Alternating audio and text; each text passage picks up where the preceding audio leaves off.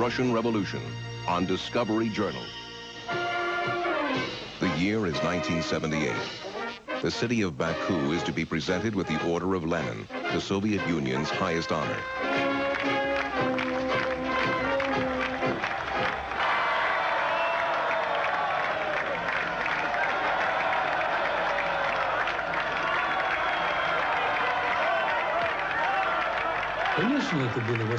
At that time, I was a member of the Politburo of the Communist Party. I thought I might be the one to present the award to Baku, but I heard that Brezhnev wanted to present it himself. Of course, for any city or republic, a visit by the nation's top leader is a landmark event. Everyone in Azerbaijan was thrilled about that. So it was a very big deal for this to happen in Baku.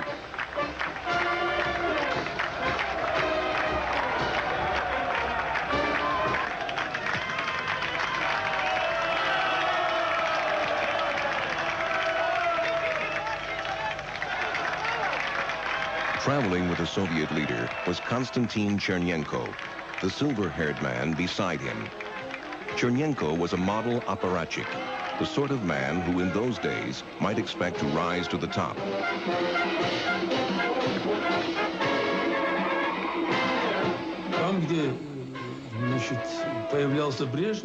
Wherever Brezhnev went, so did Chernenko. To be honest, I never knew what Chernenko was doing there. He never made a single speech. He never visited a town or factory without Brezhnev. He just followed Brezhnev, like a shadow.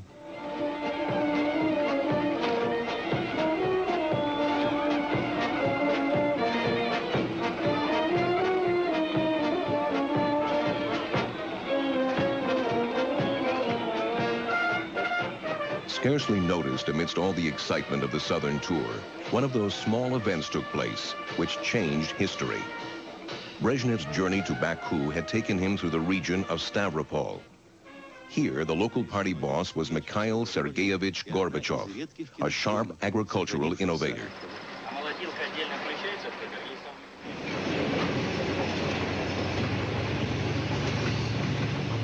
On the way to Baku, Brezhnev's private train stopped here, at the railway station of Mineralny Vody.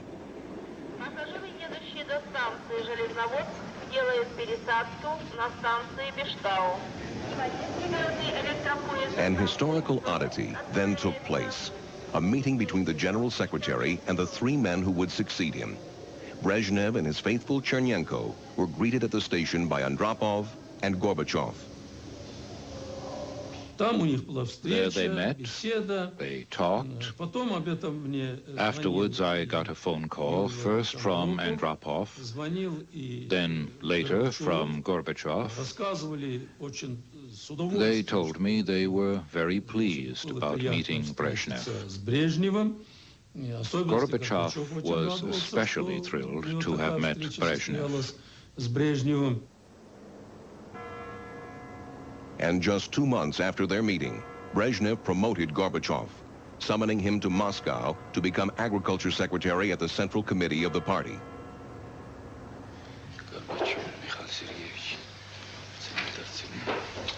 Mikhail Sergeyevich, congratulations. What we started over there, the canal. The canal, we'll finish from here. Certainly, Leonid Ilyich.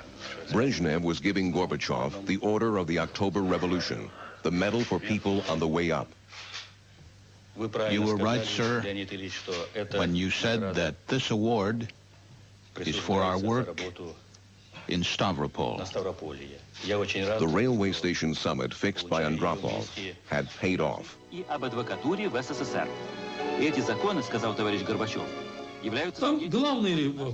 The decision rested only on the shoulders of Brezhnev. He never trusted others when it came to appointing people.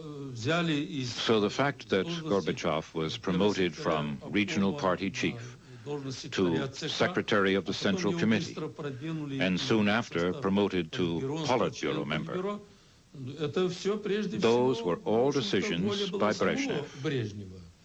But I also know that an important role was played by Andropov, and that Andropov had been helping Gorbachev all along.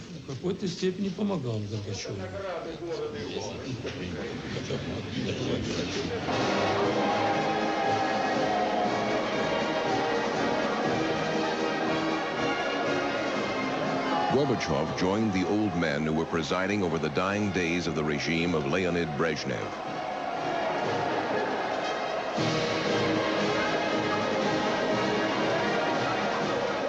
Behind the parades, the communist economy was no more healthy than the leader. Few in those days dared to look beyond conventional Marxism for solutions. Gorbachev's innovative spirit, when he traveled the Soviet Union as the new agriculture secretary, went as far as it could. Mikhail Gorbachev, what do you think of this new product? In my view, it's a good thing, necessary. Industry needs to supply more of this valuable product that will help us to finally increase our lamb production. As his confidence increased, his frequent references to new technology were a first step towards the real issue, economic change. And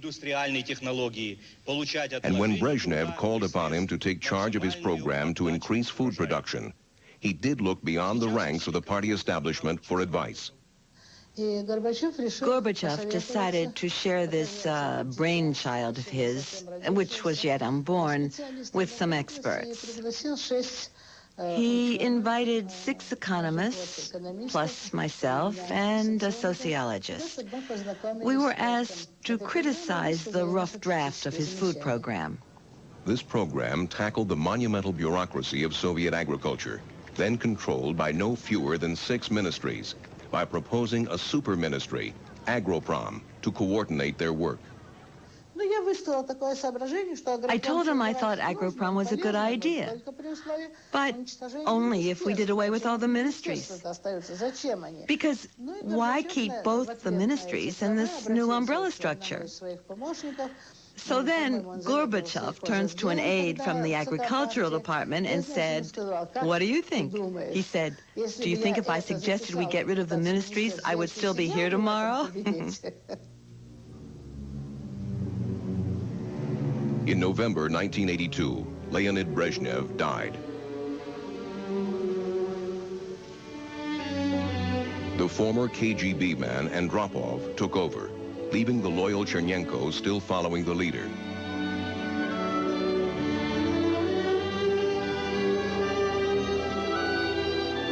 Major figures of the old guard, the top men of the Politburo, kissed goodbye to 18 comfortable years.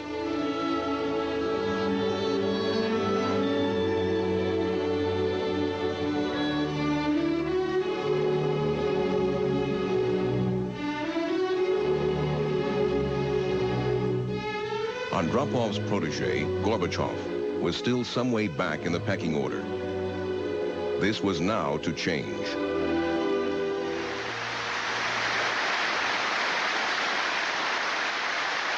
Andropov, in power, was determined to attack corruption, revive the economy, and bring fresh blood into the leadership. In these tasks, Gorbachev was his right-hand man. Andropov trusted Gorbachev. There were others on the Politburo with more seniority, more experience than Gorbachev. But regardless, he gave this work to Gorbachev and no one else. Ryzhkov was one of the new men brought in under Andropov.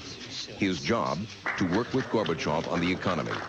Many of Gorbachev's key associates were selected at this time. Another was Yegor Ligachov, brought in to help Gorbachev root out corruption and clean up the party.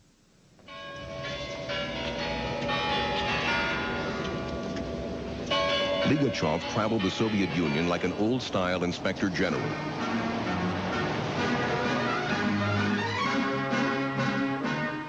The vast Republic of the Ukraine was then ruled by Vladimir Sherbitsky, one of the group of Brezhnev men still dominating the Politburo. Yuri Andropov asked me to go to the Ukraine. It was my first trip. I spent a week there, visiting 2 regions. Then I came home, and my wife opened the door and said, "Guess what? You got a package that arrived yesterday. A huge box." "What box?" I asked. And when I opened it, it turned out to be full of luxury goods sent as souvenirs. I phoned Sherbitsky personally and said, "What are things coming to? Why did you do that?" Later, I reported it to Yuri Andropov, and we launched a tough campaign against that type of corruption.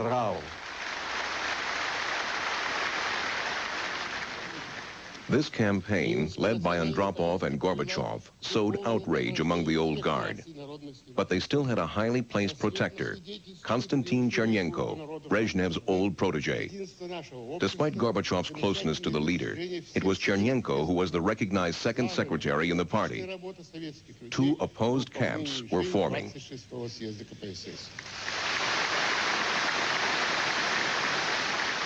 But Andropov's anti-corruption campaign was only just beginning to bite when time ran out. Badly weakened by kidney disease, he was brought to this Moscow clinic for the party elite. Less than a year after taking office, he was running the country from his deathbed. His mind turned to protecting the work he had begun with Gorbachev. His staff punctually came and went, unaware of the drama he was preparing. Each aide had his day with him. My day was Saturday.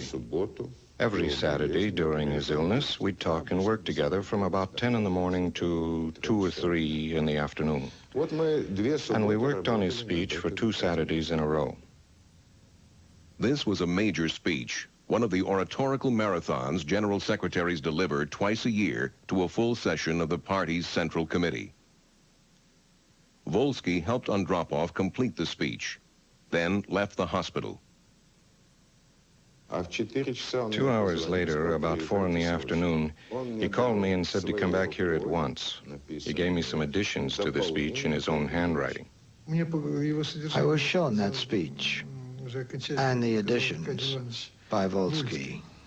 To me, it read like a political last will and testament.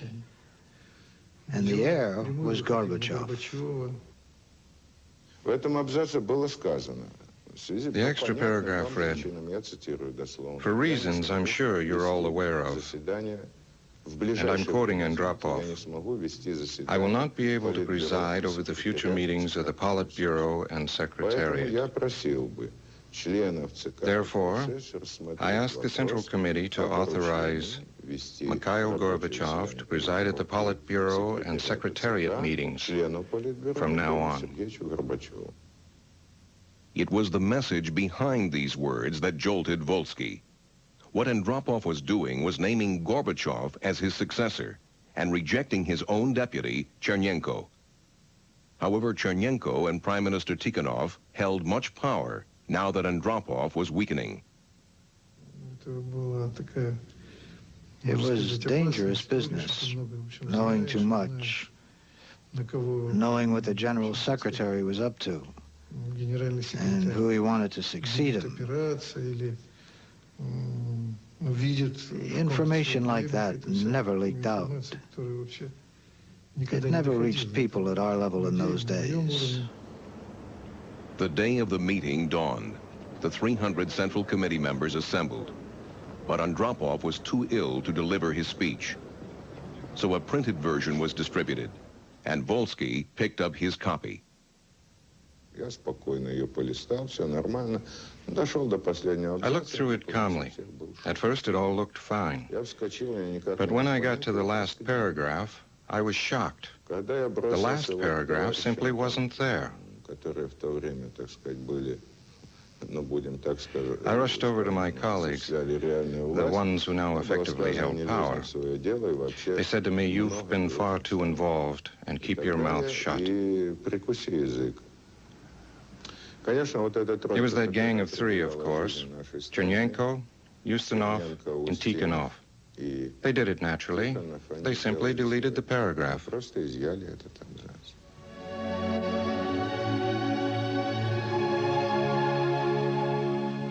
Shortly afterwards, Andropov died. That gang of three, Chernyenko, Prime Minister Tikhonov, and in uniform, Defense Minister Marshal Ustinov, were prominent among the mourners at the lying-in state. These were the men who had barred Gorbachev's path. Now they could choose a successor from their own ranks. Chernyenko had won. The old guard had chosen a general secretary they thought they could control. But at his first Politburo meeting as leader, Chernyenko took them by surprise. We were all standing in the Walnut Room outside the Politburo meeting room. That's where the Politburo members compare notes at the end of their sessions. The door opened and Ustinov and Tikhonov came out together. Ustinov put his hand on Tikhonov's shoulder, and I heard him say, "Kostya, that's Chernyenko, will be more manageable than Misha, Gorbachev." I think almost immediately Chernyenko said, "Perhaps in my absence, when I'm on vacation or when I'm ill, I think Gorbachev will have to chair the meetings at the Politburo." This offer of the deputy leadership would put Gorbachev back in line for the top job. The other members of the old guard wondered what was going on behind their backs. Then Nikolai Tikhonov said, "Why Gorbachev? He's secretary for agriculture. Why should he be second secretary?" Other Politburo members piped up and said, "Why shouldn't he be?" But then the others replied, "Just because he's already in charge of the Secretariat, does that mean he should chair the Politburo too?" So there was a real tug-of-war going on.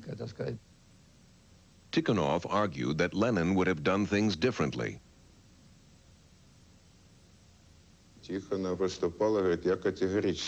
Tikhonov said that he was absolutely against it. It would cause deviations, disorder in the country. But for some unknown reason, Chernyenko decided for once that he would stand his ground. He said, "Well, you think your way, and I think mine." There was a deadlock. But finally, a clever way out was found by our foreign minister, Andrei Gromyko. At that time, he took the floor and said something like this: "Comrades, both proposals have their pros, and both proposals have their cons. But Gorbachev has experience in chairing the Secretariat. And so, let's let him continue with that, and we'll see how things go." With Gromyko's help, Gorbachev effectively became second secretary.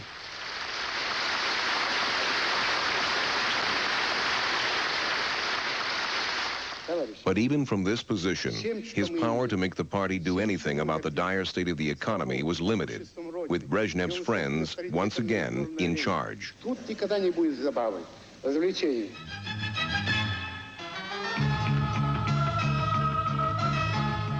Soviet newsreels of the time showed a typically optimistic picture.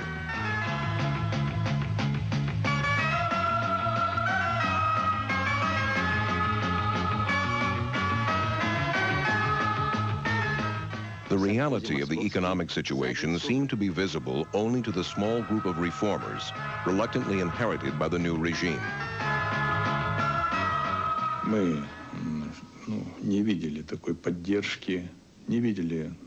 We couldn't detect any interest from General Secretary Chernyenko, which put me in a bad mood. I really felt I wasn't needed.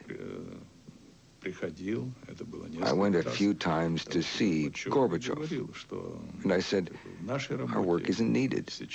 I feel like an outsider." Gorbachev would try to calm me down. He would say, "Don't get upset. One day, life itself will call for radical changes in our country."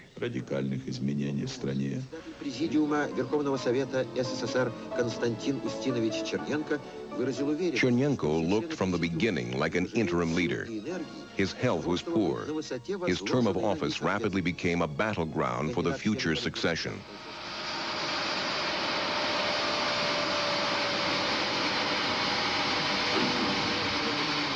Of course, there was no such thing as open campaigning. Gorbachev kept Ryzhkov and the rest of his team behind him and took what measures he could to weaken his Politburo rivals. For example, there was the case of Viktor Grishin, old-style boss of the Moscow City Party. Grishin had been put in charge of Moscow by Brezhnev 17 years earlier. But behind the highly promoted image of an efficiently run city lay shadowy details, which in those days could spread only by rumor. At a famous food shop on Moscow's Gorky Street, allegations had gradually been emerging of theft, embezzlement, and black market sales to party officials.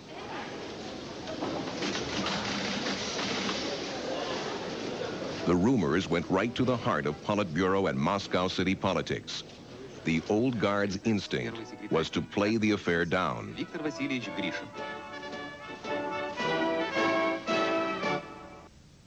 The newspaper Izvestia tried to pursue the scandal, but the censors cut the story. Izvestia's editor consulted the new second secretary, Mikhail Gorbachov. Once, after a meeting in Gorbachev's office, I stayed behind and spoke to him quite frankly. I said, "We've got to publish this to show that justice is being done." He looked at me and said, "Is the article accurate?"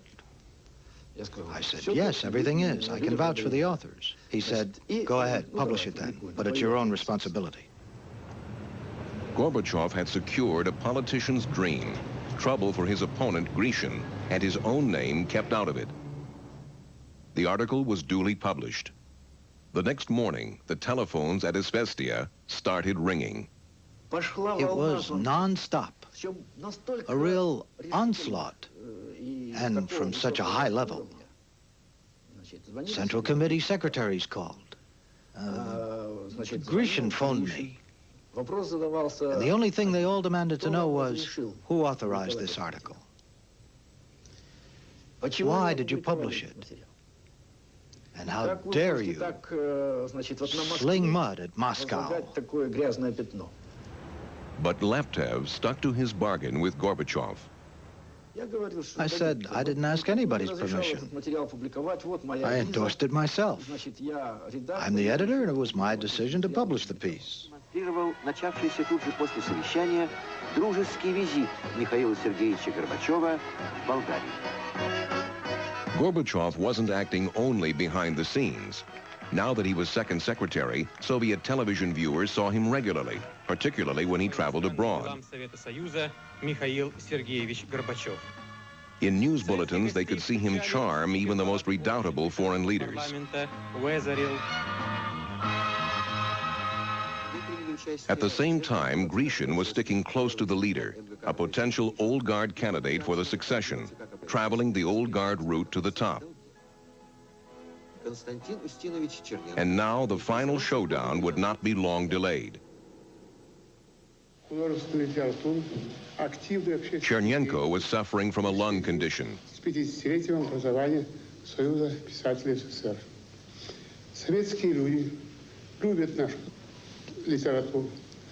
For the third time in 2 years, the Soviet leader's health was deteriorating beyond the point of concealment.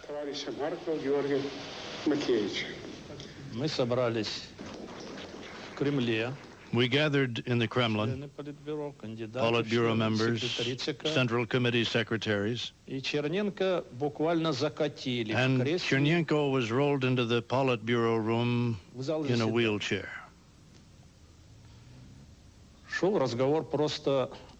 We talked, and he said, I have to go to the hospital. Your job is to keep up the work of the Politburo and the Secretariat of the Central Committee. And he ended by wishing all of us success in our work. As for me, he said, I'm going to fight for my life. The old guard once again saw an uninviting future. And once again, an attempt to influence the succession took place behind the gates. From inside the hospital, the dying leader attempted to boost the chances of Victor Grishin. The two men were seen in a bizarre ceremony staged for Soviet television.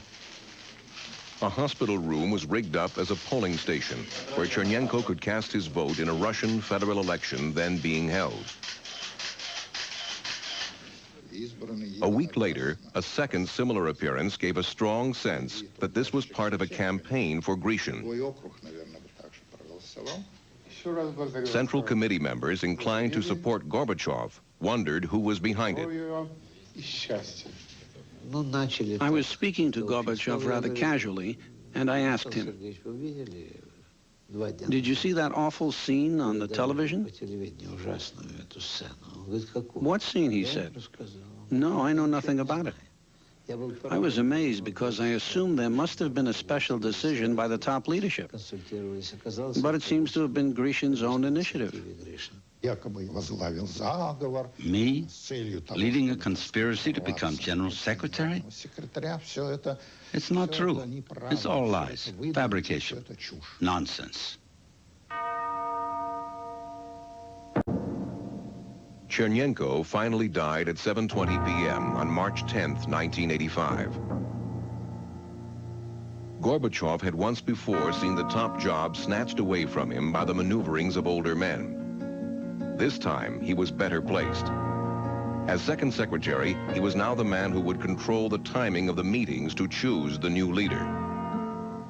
Gorbachev called the Politburo with unprecedented speed.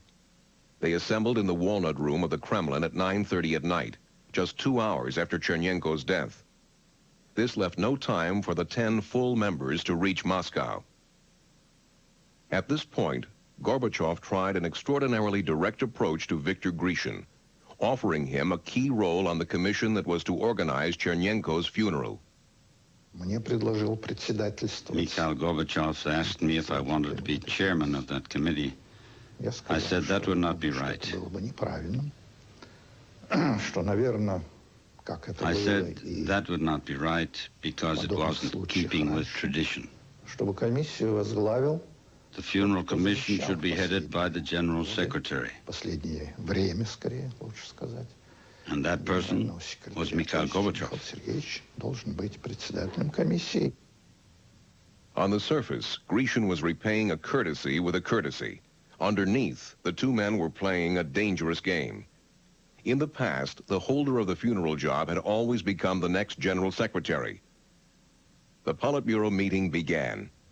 Andrei Gromyko spoke and said there was no question about it. No doubt, the head of the funeral commission should be Mikhail Gorbachev. If the Politburo agreed to this, Gorbachev would be halfway home. The empty chairs became significant. Two members of the Politburo were absent, Kunaev and Sherbitsky. I mention these two because, as we all know, they are not what we would call reformers. They could have tipped the balance of forces at the Politburo, and not in Gorbachev's favor, I'm afraid. I certainly have very good reason to believe that, at least with Sherbitsky, that he would not have been in favor. The Ukraine party boss Vladimir Sherbitsky was in the United States, heading a Soviet delegation which that day had reached San Francisco. He'd gone straight to the Soviet consul's residence there, followed by his fellow delegates, including the Soviet expert on American affairs, Georgy Arbatov. We went inside, and Sherbitsky told us he had just received a telephone call from our ambassador with the news that Chernenko had died. Sherbitsky said, we'd better get home as soon as possible. With two opponents absent from the Politburo, Gorbachev won the support he needed to become chairman of the funeral commission. But the Politburo's choice for general secretary would need to be approved by the Central Committee. For this purpose, its members, 300 of them, had to be summoned to Moscow from all over the Soviet Union. The younger members, including myself, knew that if we chose an older man again, we'd have a repeat of what had happened the last 3 years in a row. We'd be shaking hands with foreign leaders again at another funeral.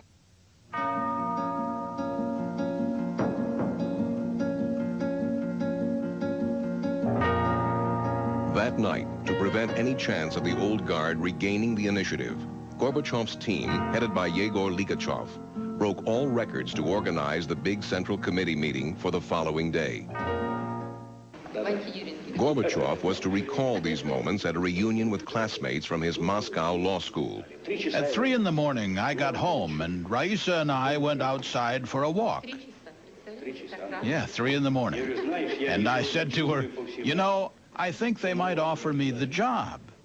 I also said, we can't go on living like this. There has to be change. So, if my colleagues want me for the job, I'll have to accept it. The next morning, as the Central Committee members arrived in Moscow, it was still a big worry for Gorbachev. The Politburo met without Sherbitsky to decide which name they would send across to the meeting hall where the 300 Central Committee members were gathering.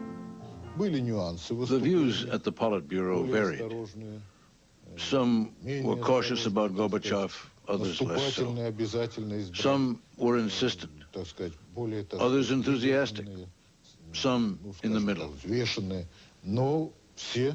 But everyone spoke in favor of putting his name forward to be elected General Secretary by the Central Committee.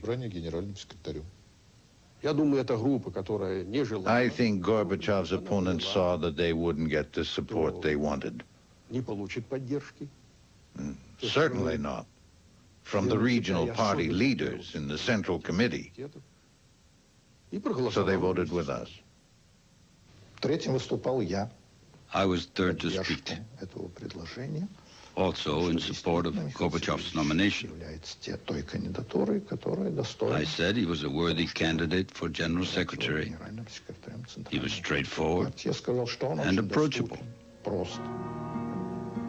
The declarations of loyalty took so long that the Central Committee was now waiting in suspense for the chosen name. The meeting was in this big hall. As a Central Committee official, I had a desk on the platform, right up on the platform. I had to cross the entire hall where the members were sitting. When I entered, the hall fell silent. Total silence. You could hear a pin drop. Everyone turned to me, knowing that I knew the Politburo's decision. But I couldn't tell them. I had to march past all those eyes. I'll never forget that moment. Within minutes, the decision reached New York, where Sherbitsky and his group had at last arrived to board their flight. Our ambassador to Washington told us the Central Committee had already met and elected Gorbachev. Our delegation was overjoyed. I whispered, listen, try to keep a straight face. Remember, it's officially still a day of mourning.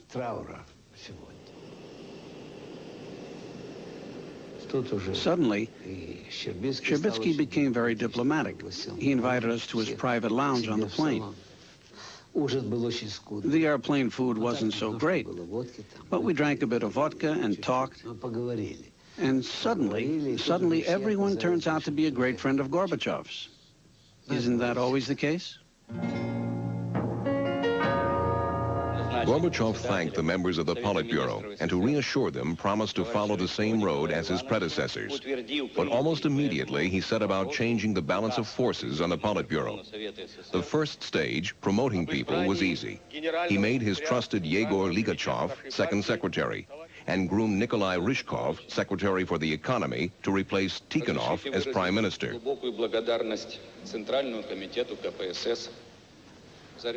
With Ryzhkov, he quickly got down to his main task, working out how to lift the Soviet economy out of its stagnation.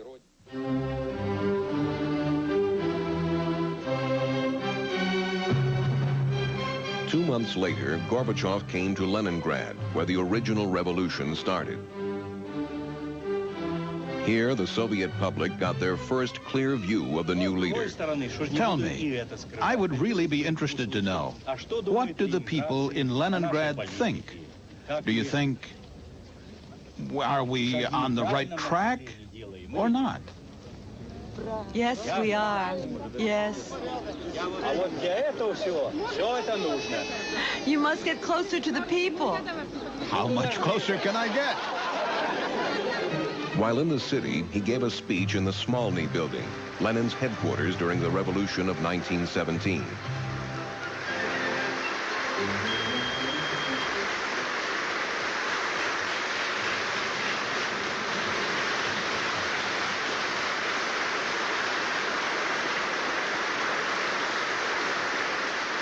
The speech was not what his hosts expected. Consumer goods are your weakest point. I have to criticize Leningrad's light industry. It's lagging behind the rest of the economy. It's neglected. It's backwards. Your technology is not right. It's hopeless. Your productivity is low, and the quality of the goods is unacceptable. Is this really the way to run Leningrad's light industry? His criticisms of the workings of the Soviet economy went even further. He highlighted the failure of central planning to meet everyday needs. To get your home fixed, you have to find someone who moonlights. And he has to steal his material from a building site, from the state. And this comes from the state's pocket. We must start using our brains. We haven't been getting our numbers straight. Not at all. A parable, perhaps, for his party audience. Gorbachev had to repair not just a house, but the entire economy of the Soviet Union.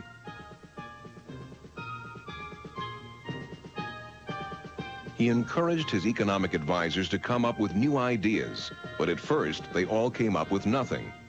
At a Politburo meeting called to consider the next 5-year plan, Gorbachev accepted a decision to stick rigidly to the old priorities.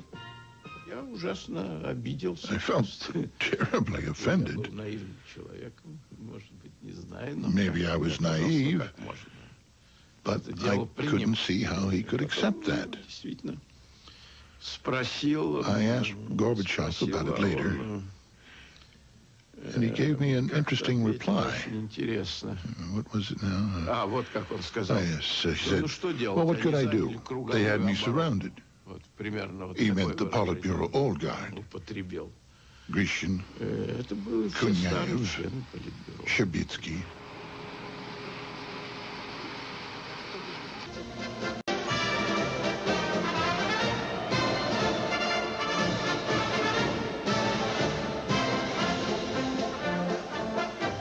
Gorbachev needed to get a Politburo he could work with.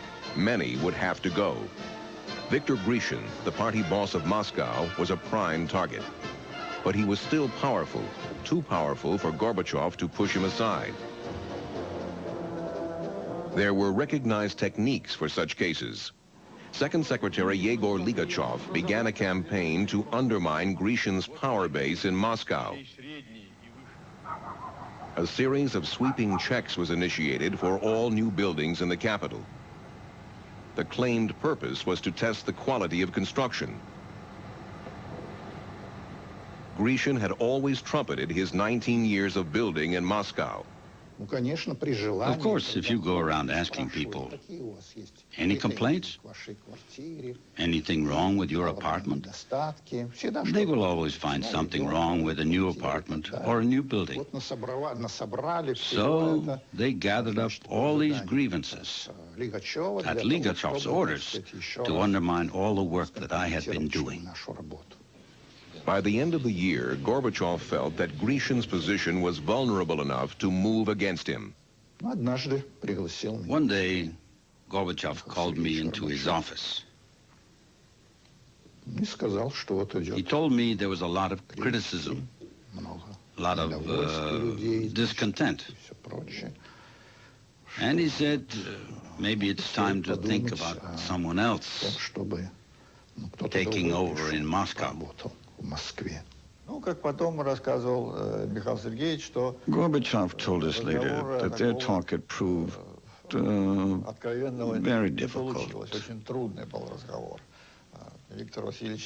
At first, Viktor Grecian did not accept the fact that he had to go.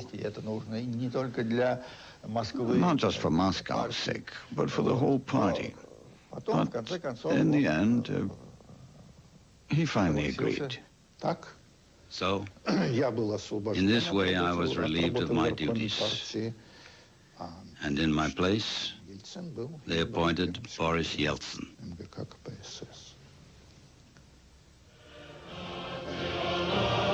Boris Yeltsin was now the man who stood behind Gorbachev as Moscow party secretary.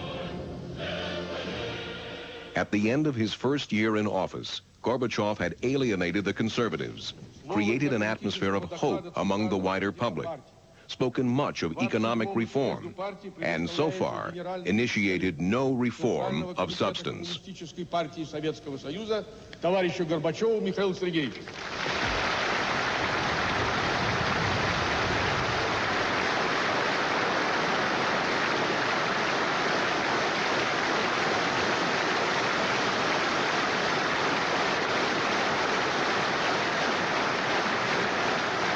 On the next episode of the Second Russian Revolution, Chernobyl, the worst nuclear accident in world history.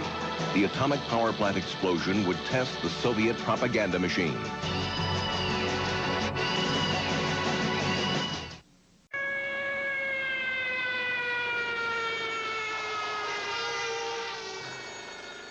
That Saturday morning, the 26th, my special Kremlin phone rang. It was one of my friends, a physicist. He told me that there was an accident at the Chernobyl atomic power station. Well, since I'm a journalist, I phoned our correspondent in Kiev immediately. He'd only heard rumors, but he didn't know anything about it. I said, get in your car and go to Chernobyl. I was in my office that Saturday. I used to spend all my Saturdays in the office. Late in the day, I heard something about an explosion at a nuclear station. So I asked the director of the Council of Ministers, what happened? I was a Politburo member and the first deputy prime minister, but I knew nothing. Then I got some puzzling news. Our Ukrainian correspondent called me back and said that the roads were blocked by the military. He got past them, but was then stopped and sent back by the KGB.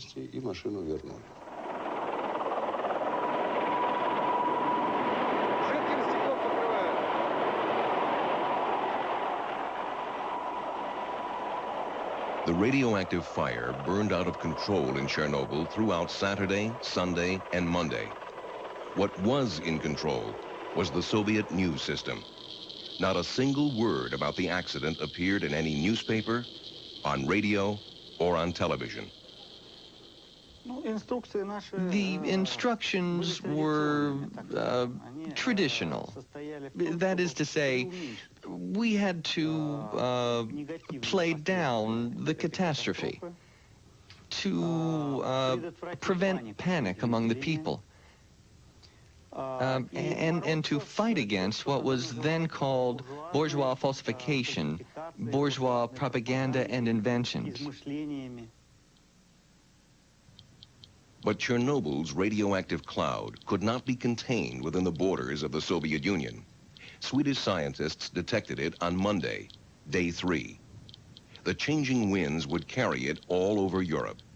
The Pravda science editor knew that only an explosion of the reactor itself could have produced so much radiation.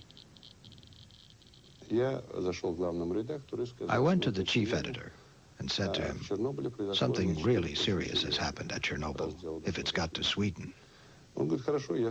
He said he would make inquiries in the Central Committee. Then he called me back and said, forget about it. They told us not to interfere. It was then that I realized how serious it was. I called Alexander Yakovlev, secretary of the Central Committee, and said to him that in my opinion, the matter was really serious. He said, I'm told it's nothing serious. Calm yourself. Don't get involved. There was no such ban. But we didn't know what to say. What should be reported? We were afraid. Would we cause unnecessary panic? It was only the Politburo, the Communist Party's ruling cabinet, that could decide how much information to release and when. On Monday morning, all of a sudden, Gorbachev called a Politburo meeting. What's more, it was in his office rather than the regular meeting room. He called this meeting because we weren't getting any information from inside the Soviet Union. But reports from Sweden, Poland, Germany, and other European countries were reporting high radiation. In other words, the news had broken worldwide. And only then did Gorbachev assemble us for that meeting. Their dilemma was whether to tell what they knew about the accident or to hush it up with the usual kind of uninformative bulletin. A real test of Glasnost. The Politburo was split. I said that we should release reliable information immediately, because all of Europe already knew. I was rudely interrupted by Yegor Ligachev. The conservative Yegor Ligachev was Gorbachev's deputy. He said, "What do you want? What information do you want to release?"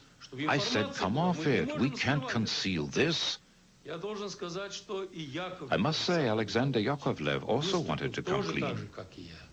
To speak against Glasnost on this was pointless. Everyone already knew. But Ligachev overpowered us. That's just how it was. I was not that powerful. I worked within the Politburo, strictly following the traditions of the party. Collective leadership has never been a burden for me. The Politburo reached a collective decision. The official news agency TASS released this sparse bulletin. An accident has occurred at Chernobyl nuclear power station. One of the automatic reactors has been damaged. Measures are being taken to eliminate the consequences of the accident. Aid has been given to the victims. A government commission has been set up. There was an extra line for us that read, "It is forbidden to publish anything but this TASS bulletin." It was hardly surprising that people missed its significance. One physicist was baffled by a call from a colleague demanding his presence at Chernobyl. I said, "What's up?" And he said, Haven't you seen the papers? There was only this tiny announcement that there'd been an accident in Chernobyl. Well, all sorts of accidents happen. A police car took me to Chernobyl, and even then I still didn't understand. Here I was in a light suit and a white shirt with a tie and my little briefcase. And they said, "Get changed now. We're going to fly." "Where to? How?" "Don't worry." I changed into the military uniform they gave me. We flew over the reactor, and for the first time, I saw what had happened there.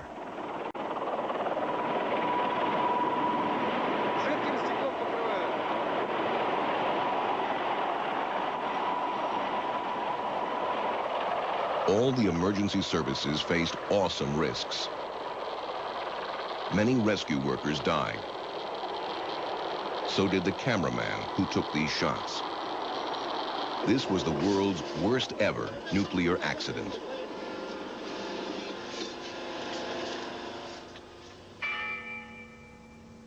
In Kiev, 50 miles south of Chernobyl, a local doctor and writer heard enough through his medical contacts to worry about radiation levels. One protective measure is to issue iodine pills. But he saw no sign of this until he went to the neighborhood where the party elite lived. At a pharmacist's, I saw a line of retired officials, very respected old people. They were all silently waiting to buy iodine. Then I was told that in a governmental hospital, they were instructed to buy iodine and how to take it. So there they were, lining up for it.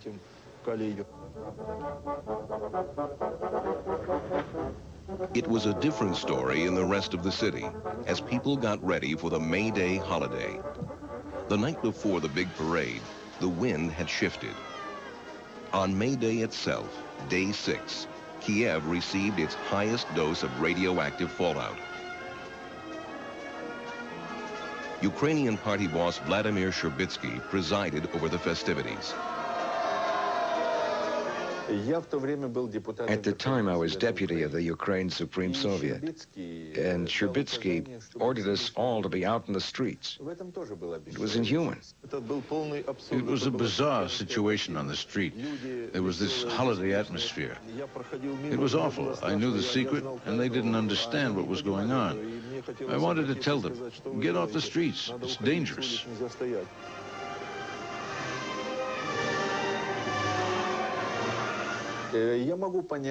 Of course, the top party people wanted to get their families out of Kiev. I understand that. But the fact that Sherbitsky let his own grandson join the parade. His grandson was my son's classmate. He told us that all those well-known in Kiev, famous performers or writers, to walk the streets so that the people would see that nothing terrible had happened.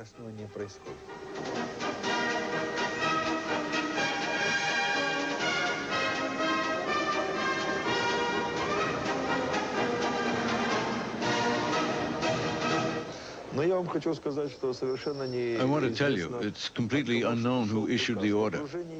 Nobody knew. Sherbitsky's people say it was Gorbachov who ordered the parade. Here in Moscow, they're convinced it was Sherbitsky. No, we can't establish the truth. It's impossible, since it was all done by telephone, so no documents exist saying who gave the order to hold the parade. Top leaders kept saying, "Don't scare the people." You have to understand the situation. It was not just coming from the Kremlin. Those questions were not only raised by top leaders, but by local leaders, too. They were all afraid of causing too much panic. They also said, "Don't scare the people." Despite the Kremlin's best efforts, rumors grew alarmingly. On May 2nd, day 7, the Politburo told Pravda science editor Vladimir Gubarev that he and a hand-picked group of reporters and photographers were to be made an exception to the ban on journalists.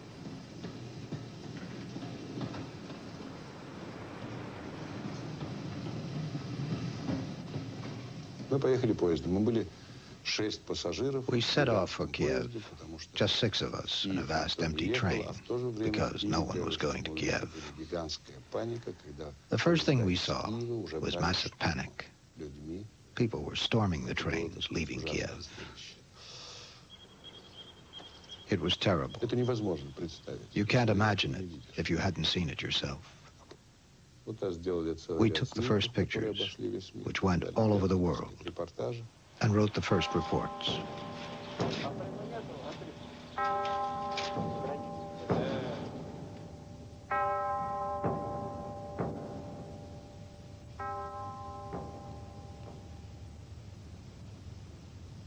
A week later, Gorbachov was summoned back to Moscow by the Kremlin's propaganda chief, Alexander Yakovlev. It's twilight. The desk lamp is on. We're sitting there, Yakovlev, Gorbachov, and I'm telling them about Chernobyl. I was furious because I had seen so much incompetence, so much stupidity. It was such a disgrace. It got late, about 10 o'clock. Then they asked me to write a brief report about the accident at Chernobyl by the next morning.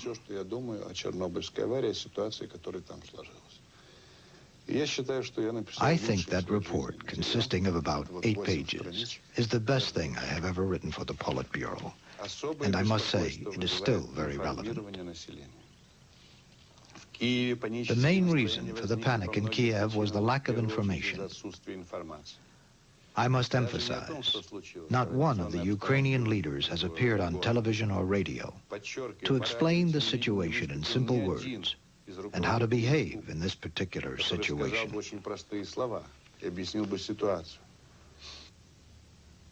It was not until 3 weeks after the explosion that a defensive Gorbachov finally addressed the nation.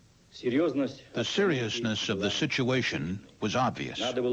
We had to make a quick and competent analysis of the situation.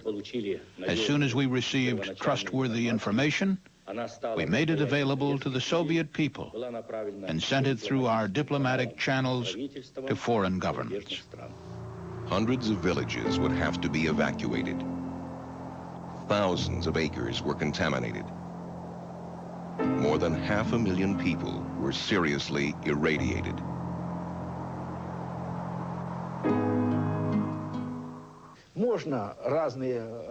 We can offer various reasons to justify our actions. That there was so little information, but that doesn't help those people, who, thanks to us, were unable to get away in time. Our excuses don't help them. It doesn't help them. After Chernobyl, Gorbachev began to put the obedient Soviet press in the hands of free thinkers. One of the new editors he appointed was the man who had attacked the government for the crime of the Chernobyl cover-up. Vitaly Koratich took over as the editor of Ogonyak, then an old-style picture propaganda magazine.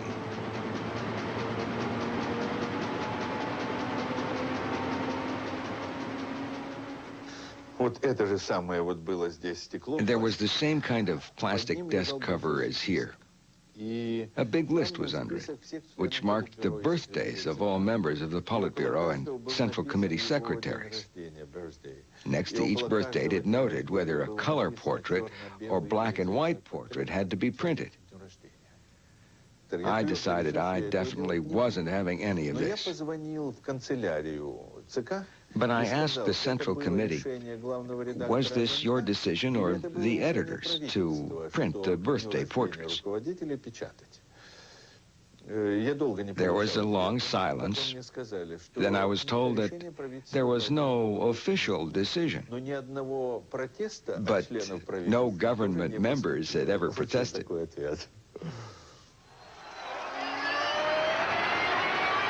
From such small beginnings, Glasnost began to roll.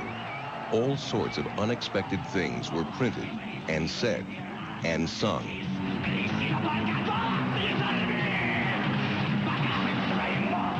But Glasnost did have its limits, and defining them brought the liberal propaganda chief, Alexander Yakovlev, into conflict with his boss, Yegor Ligachov, the more authoritarian party second secretary.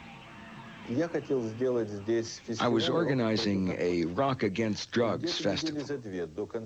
About 2 weeks before the concert, Yakovlev asked me if I was going. I said, I don't like rock music. He said, nor do I, but it's a good cause. Let the others enjoy it. 2 days later, the Minister of Culture called, and I was told that the rock festival was banned. Ligachov said at the Politburo meeting that rock against drugs is like prostitution against VD. This shows the difference between Ligachov and Yakovlev, the authoritarian and the Democrat.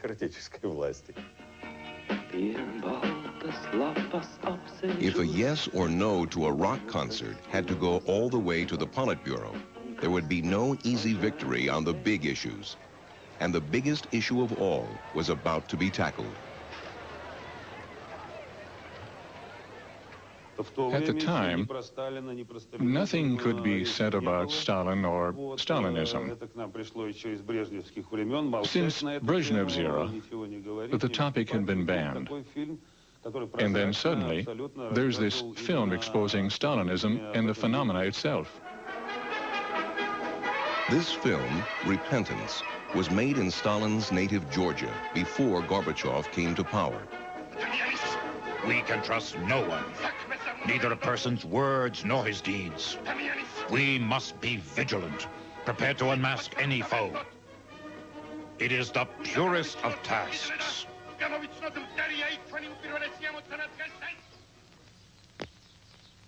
The film was immediately banned.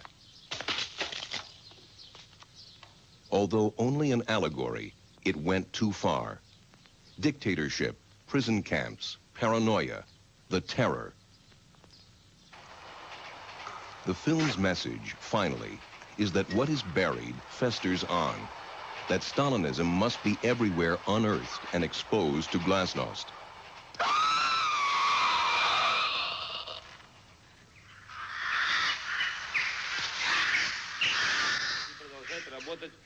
By 1986, Repentance was one of more than 300 films held on the censor shelf at Goskino, the state film board. But Gorbachev's new man in the Soviet Filmmakers Union made unbanning these films a priority. I said to my colleagues, let me deal with this myself. This is such a delicate matter, we don't want to lose. The fate of this film will be decided at the very top, not at Goskino. These talks went on for a long time. It shouldn't be released, it must be released. It was clear to me that the film should be released. You may like the theme or not. What you thought about the film depended on your attitude toward Stalinism. Yegor Ligachov, number 2 in the Politburo, had it in his power to stop Repentance. A communist Puritan, he believed the glorious Soviet past properly included the Stalin years. But he had one reservation.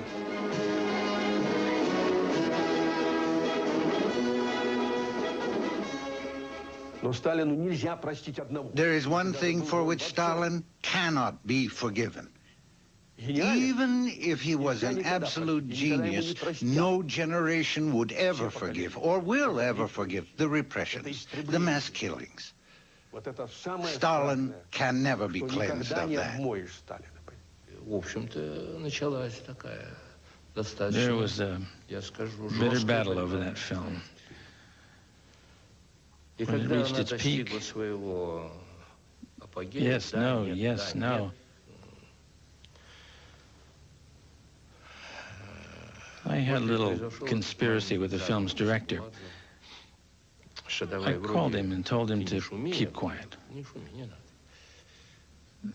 That we would say we were releasing some preview copies. Nobody could object to that. But in fact, we printed 500, 1,000, then 1,500 copies. So it was as if no decision was ever really made, so nobody could be blamed. I can say without exaggeration that my word was decisive in getting this film, Repentance, released. Well, let him speak for himself, not for me.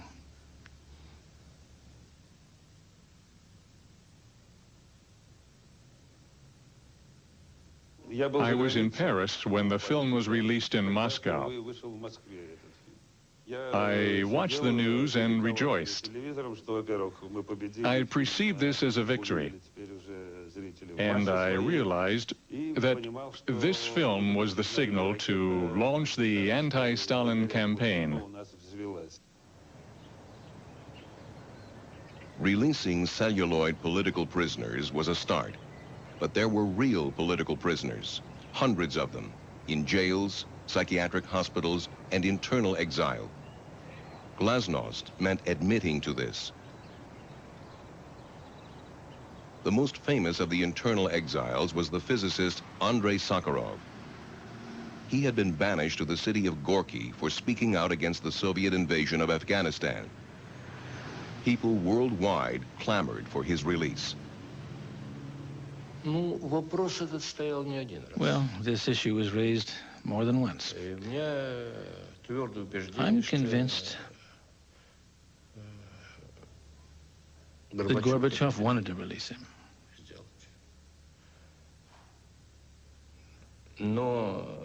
However, all kinds of arguments against the release of Sakharov were used to postpone the resolution. By December 1986, even the original justification for his banishment had disappeared. Gorbachev had already decided to bring the troops home from Afghanistan, and there was a risk the ailing Sakharov might die a martyr. Gorbachev raised the matter in the Politburo. Gorbachev said, there's one more thing we should discuss. We're getting signs from Gorky, letters from Sakharov, that his health is bad, and that his wife isn't doing well. The conditions for his scientific work aren't good. He isn't scheming to leave for the West. He has been and will remain a true Russian. Well, how long can this go on? I think we should decide what we're going to do. Gorbachev decided to act. I was watching television with my wife. 3 men came. One from the KGB and 2 electricians. They installed a telephone. We waited until 10 the next morning. Nobody called, so I went out to get bread. At 3 p.m., Gorbachev called. It was really Gorbachev. He said, it was decided that you can return to Moscow. Train number 38 from Gorky brought Andrei Sakharov back from orderly exile to the swirling uncertainties of Moscow. Sakharov's release at the end of Gorbachev's second year in power seemed to cast aside the stamp of Stalin for all but ceremonial occasions.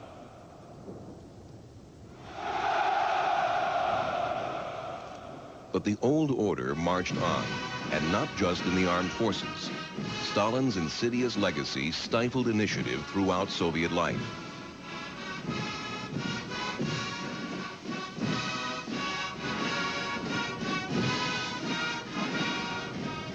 So in his speech marking the 70th anniversary of the first Russian Revolution, Gorbachev turned on Stalin. The current General Secretary publicly called his most famous predecessor a criminal.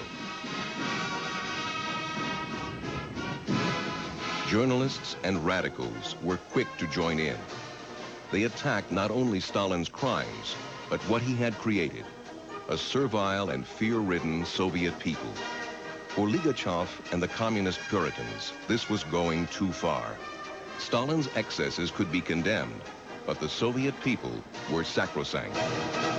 There was an article by Georgy Kunitsyn called "Has the Time Come?" The article argued that 70 years of communism had turned the Soviet people into a nation of slaves and serfs. That's what he thought of the people. I totally reject that. Kunitsyn's article and many others that slander to say that our people are serfs and paupers. Ligachev called Gorbachev about this article. It was a very rough conversation. It was 8 p.m. I went into his office, and Ligachev was in a real state. He said, "I can't agree with that, because to agree with that would mean canceling out my whole previous life. Everything would turn to dust. I cannot accept that." We opened the way for people to throw dirt over our entire history. It tossed away the work of generations. It was a tragedy for many people. It really was. A new line had emerged. Gorbachev's Glasnost had become the official party line.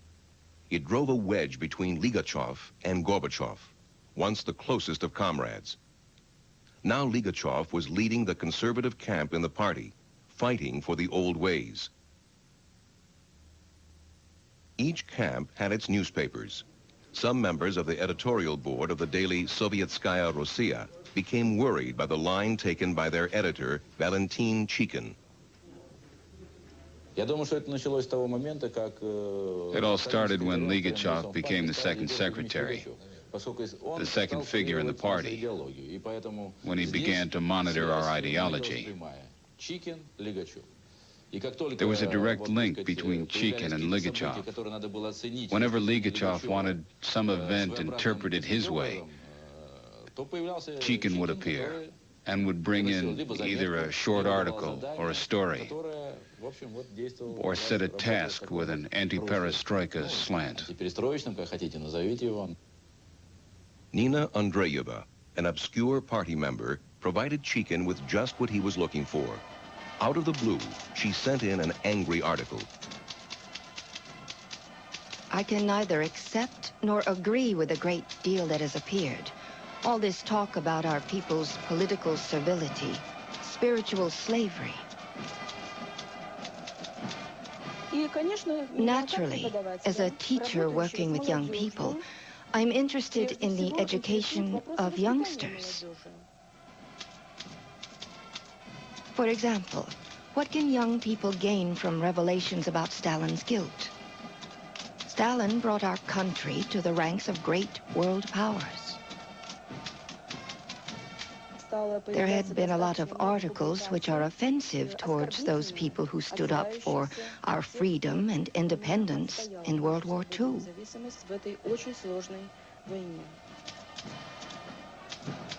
The champions of left-wing liberal socialism are falsifying our history. They try to make us believe that the country's past was nothing but mistakes and crimes. Ligachev and Chikin used this tirade against Glasnost to mount nothing less than a conspiracy against Gorbachev himself. Chikin kept the article secret from the editorial board of Sovietskaya Rossiya until the time was right. It was Saturday, not a normal working day. I remember we met at noon. Chikin announced that one of the pages would be replaced with a special feature. Well, when I read it, my hair stood on end. I went around to the deputy editor saying we must drop this article. But they replied, how can the editorial board disagree with it when Ligachev has read it and agrees with it? I believe that Nina Andreeva's article was a reaction to the recent campaign to blacken our history. Look, I even kept the proof page. The title was, "I Cannot Betray My Principles." I took the title from Gorbachev's ideological Pelham speech in February in 1988, where he said, "We should not betray our principles." Nina Andreeva's article was published on Sunday, March 13th, 1988. It caught the Guardians of Glasnost unaware. First, I just glanced through it. Then I took a closer look. The further I got, I began to realize that this was not an ordinary article. It was some sort of manifesto. A manifesto, in fact, for a Kremlin palace coup, for the overthrow of everything Gorbachev stood for. The timing of the publication was perfect. As 3 million copies hit the streets, Gorbachev was leaving on a 5-day state visit to Yugoslavia. It was Yegor Ligachev who was left in charge. He called a meeting in his Central Committee headquarters. All the leading editors were there, from the biggest newspapers and television, too. It only became clear at the end of the conference why Ligachev had called us in. Ligachev asked, "Have you read the article by Nina Andreeva in Sovietskaya Rossiya?" And I remember that Laptev answered through gritted teeth, "Yes, we read it. Yes, we read it."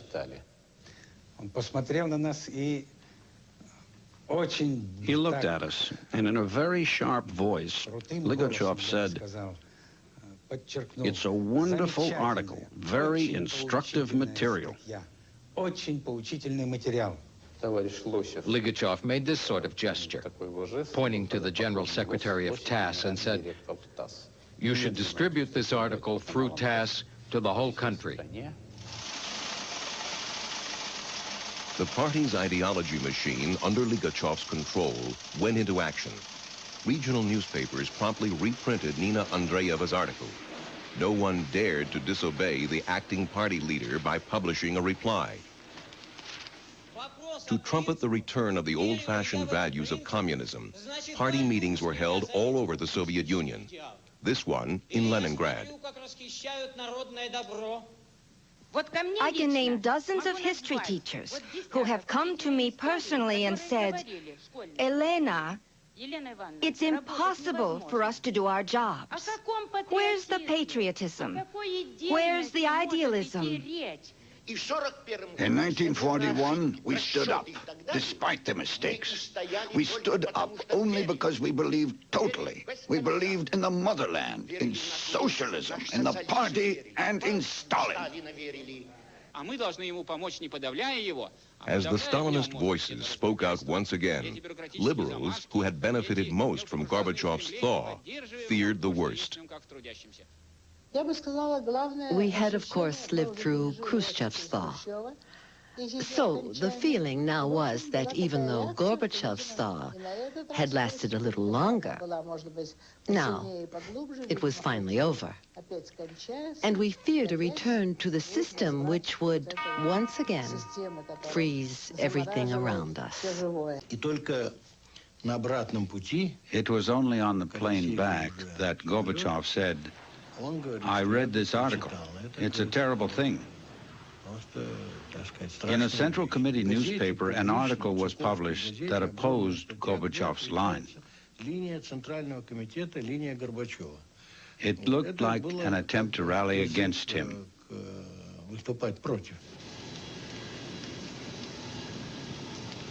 Gorbachev returned home to be met by a confident Ligachev, confident that he and his kind of communism were now on top.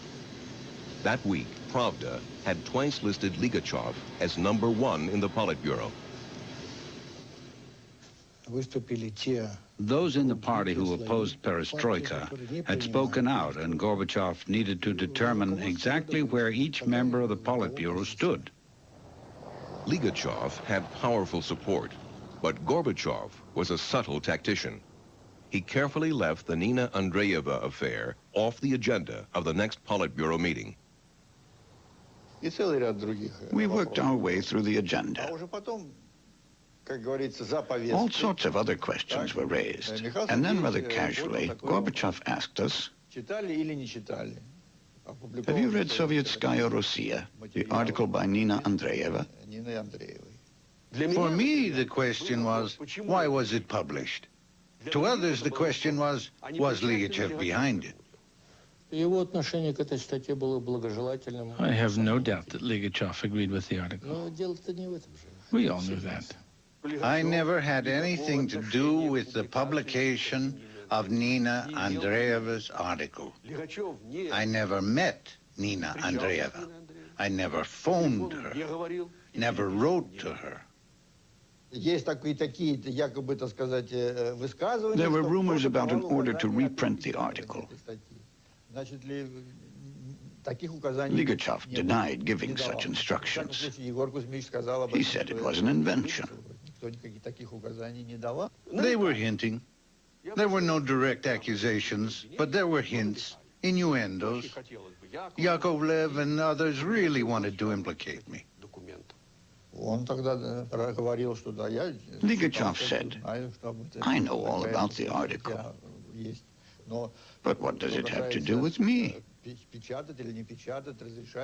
We gave up examining articles years ago. But Gorbachev said, no, that's not good enough. We must get to the bottom of this. The debate lasted 2 days. It amounted to nothing less than a vote of confidence in Gorbachev and his policies. He asked each member of the Politburo to declare himself. And with that, Ligachev's conspiracy collapsed. But at Sovietskaya Rossiya, the newspaper that had started the trouble, editor Valentin Chikin knew nothing of this.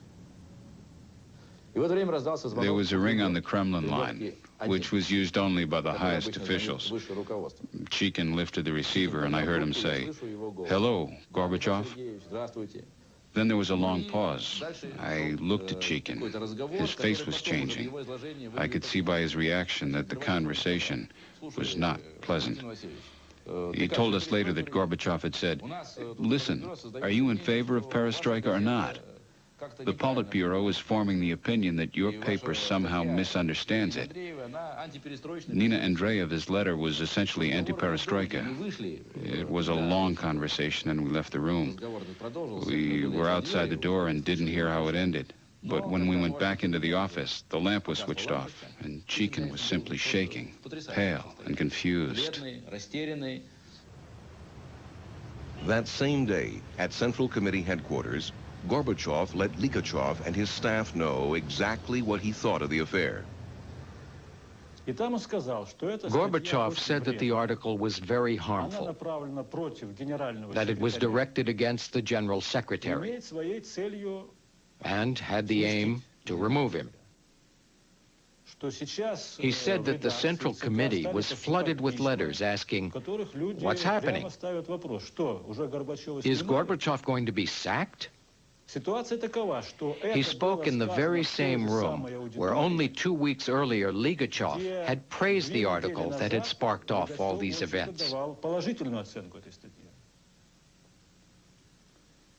Gorbachev was addressing all the top Central Committee officials. One comrade said that if he were in Ligachev's place, his heart would have exploded. In fact, Ligachev got off lightly. He remained second secretary, but he was stripped of his responsibility for the press. Glasnost finally took off. On the next episode of the Second Russian Revolution, embraced by the Communist Party, handpicked to lead the Moscow people, a disenchanted Boris Yeltsin would lock horns with the Soviet bureaucracy and turn against the very people who cleared his path for success.